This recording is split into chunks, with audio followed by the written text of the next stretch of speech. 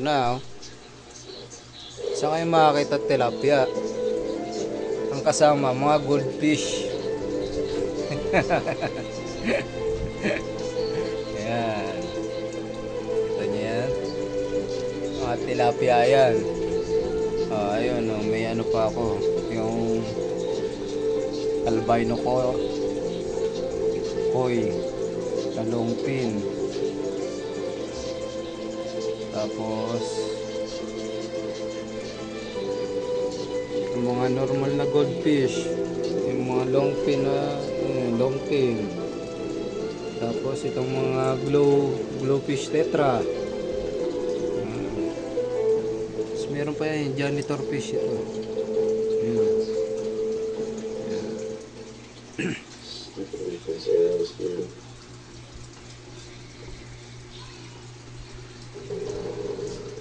Ito yung solo flower horn natin. Laging inaaway yung pag may kasama, laging inaaway kaya hindi pwedeng may kasama eh.